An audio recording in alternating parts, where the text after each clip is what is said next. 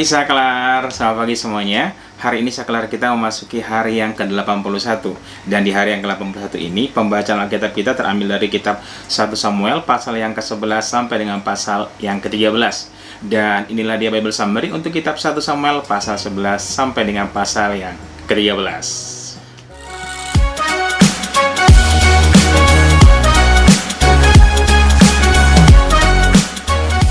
Pada kitab 1 Samuel pasal yang ke-11 dengan judul perikop Saul menyelamatkan Yabes. Perikop ini diceritakan Nahas Raja Amon pergi maju untuk mengepung orang-orang yang ada di Yabes Gilead. Kemudian tua-tua di Yabes Gilead ini mengirim utusan kepada Raja Nahas dengan pesan, marilah berdamai. Tapi Raja Nahas ini mengatakan bahwa syarat perdamaian bagi orang Yabes Gilead adalah semua orang yang ada di Yabes Gilead ini mata kanannya harus dicungkil dengan maksud dan tujuan untuk mempermalukan orang-orang di Israel. Dan setelah mendapat pesan tersebut, maka para tua-tua di Yabes ini mengatakan, berilah waktu 7 hari untuk mereka. Mereka akan pergi kepada saudara-saudara mereka, yaitu suku bangsa Israel yang lainnya. Dan apabila nanti dari antara suku-suku bangsa yang lainnya ini tidak ada yang mau menolong Yabes, maka mereka akan keluar dari kota mereka dan menyerahkan diri dan melakukan apa yang diminta oleh Nahas. Dan ketika pesan ini sampai di Gibea, maka orang-orang di Gibea itu bersedih dan menangis pada saat itu. Kemudian Saul yang kebetulan baru pulang dengan lembunya melihat hal kejadian ini dan bertanya kepada orang-orang di sekitar itu, ada apa? Kenapa semua orang-orang menangis? Dan diceritakan bagaimana Nahas Raja Amon ini mengancam orang Yabes Gilead. Kemudian demi didengar itu oleh Saul, maka roh Tuhan yang ada pada Saul itu menjadi menyala, dan pada saat itu juga Saul sangat marah sekali. Kemudian dia mengambil sepasang daripada lembunya, memotong-motongnya dan mengirimkannya kepada semua suku-suku orang Israel dengan pesan, siapapun yang tidak maju berperang bersama dengan Saul dan Samuel, maka lembu sapinya akan dikondisikan seperti ini. Jadi akan dipotong-potong seperti kiriman yang diberikan oleh Saul. Dan setelah menerima pesan itu, semua orang Israel menjadi takut karena memang Tuhan menaruh roh rasa takut kepada orang-orang Israel. Dan mereka semuanya berkumpul di Bezek. Di Bezek jumlah orang yang berkumpul itu ada 600.000 orang Israel dan ada 30.000 orang Yehuda. Kemudian dari Bezek ini, Saul mengirim utusan kepada orang-orang yang ada di Yabes Gilead dengan pesan bahwa besok pada siang hari pertolongan akan datang kepada kalian. Mendengar kabar berita ini, maka para tua-tua ini mengirim pesan kepada Nahas, tapi seolah-olah bahwa mereka akan menyerahkan diri pada besok siang. Dan pada besoknya, sebelum siang hari, maka Saul membagi 3 pasukan itu dan maju masuk ke tengah-tengah perkemahan Bani Amon dan menghancurkan Bani Amon sama sekali. Jadi pada kasus ini ada kekalahan yang begitu besar terhadap Bani Amon sehingga Bani Amon ini terpencar-pencar.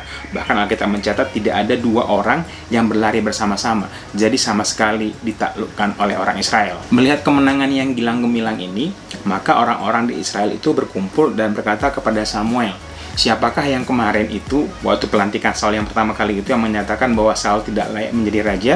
Serahkanlah dia ke sini supaya kami bunuh. Mendengar hal ini, Saul berkata bahwa pada hari itu adalah kemenangan di mana Tuhan menolong orang Israel dan tidak boleh ada orang mati pada hari itu. Setelah itu Samuel mengajak bangsa Israel untuk pergi ke Gilgal dan memperbaharui posisi raja di sana atau memperbaharui pelantikan raja di sana. Karena sebelumnya kalau kita lihat pada pasal 10, ada orang-orang Drusilla yang tidak mau mengakui Saul menjadi raja. Tapi pada kejadian ini kita melihat bahwa akhirnya seluruh rakyat itu bersuara bulat untuk mengangkat Saul menjadi raja. Dan ada sukacita yang luar biasa dalam perayaan di Gilgal tersebut. Kita lanjutkan ke pasal 12 dengan judul perikop Samuel meminta diri kepada bangsa itu. Pada perikop ini diceritakan bagaimana Samuel mengumpulkan semua bangsa itu dan berbicara kepada mereka bahwa dia telah memenuhi apa yang menjadi permintaan orang Israel, yaitu mengangkat raja di antara mereka. Dan pada hari itu juga Samuel bercerita kepada mereka bahwa selama dia memimpin orang Israel menjadi imam, dia bertanya kepada bangsa itu, apakah ada di antara orang Israel yang diperlakukan dengan kasar oleh Samuel? Atau adakah Samuel mengambil lembu atau keledai orang Israel? Atau adakah Samuel menerima suap daripada orang Israel? Dan Samuel berkata, apabila memang aku melakukan seperti itu, maka ceritakanlah di sini di depan raja yang telah dipilih ini. Dan apabila memang itu terjadi, Samuel bersedia untuk mengembalikannya. Mendengar hari ini, orang Israel berkatakan bahwa selama kepemimpinan Samuel tidak pernah melakukan hal tersebut. Kemudian Samuel melanjutkan bagaimana orang Israel, riwayat perjalanan mereka, bagaimana Tuhan memimpin orang Israel dari Mesir sampai ke tanah Kanaan, dan bagaimana selama tinggal di tanah Kanaan, orang-orang Israel ini berlaku serong meninggalkan Tuhan, dan bagaimana berkali-kali bangsa Israel ini jatuh dalam penjajahan oleh bangsa-bangsa sekitarnya. Dan setiap kali mereka mengalami kesulitan atau kesusahan karena ditekan oleh bangsa-bangsa sekitarnya, maka orang-orang Israel atau nenek moyang Israel ini selalu berseru kepada Tuhan supaya mereka diselamatkan. Dan setiap kali mereka berseru kepada Tuhan, maka Tuhan menolong mereka. Oleh karena itu Samuel bercerita bahwa selama ini Tuhan membangkitkan ada begitu banyak hakim-hakim yang membebaskan bangsa Israel. Ada seperti Yefta, Gideon, dan juga Samuel sendiri. Dan pada kesempatan ini juga kembali Samuel mengungkit bahwa bagaimana orang Israel telah berdosa kepada Tuhan karena meminta raja dari antara mereka. Karena sekali lagi, semasa-masa hakim-hakim ini Tuhan selalu menolong mereka. Selama ini bahwa Tuhan menjadi raja atas mereka dan mereka tidak pernah kekurangan. Tetapi orang Israel ketika berhadapan dengan Nahas, mereka meminta seorang raja. Dan Samuel mengatakan bahwa perbuatan daripada orang Israel ini adalah perbuatan yang berdosa atau melawan Tuhan. Oleh karena itu, sungguh pun waktu itu masih kemarau, Samuel membuat satu buah tanda, yaitu turun guruh dan hujan yang begitu besar yang membuat orang Israel takut. Dan setelah orang Israel melihat tanda tersebut, orang Israel menjadi takut dan memohon kepada Samuel supaya Tuhan mengampuni mereka dan mereka tidak mati. Dan Samuel berkata, sungguh pun orang Israel telah berbuat dosa dan kembali bertambah dosanya karena meminta raja. Tetapi apabila mereka berlaku setia terhadap Tuhan, beribadah kepada Tuhan, maka Tuhan akan mengasihi mereka. Tetapi apabila orang Israel tidak berlaku setia terhadap Tuhan, baik mereka dan raja mereka juga akan dibinasakan oleh Tuhan. Kemudian kita lanjutkan ke pasal 13 dengan judul perikop ketidaktaatan Saul. Pada perikop ini diceritakan ketika Saul menjadi raja, maka Saul itu hanya menyiapkan 3.000 orang saja.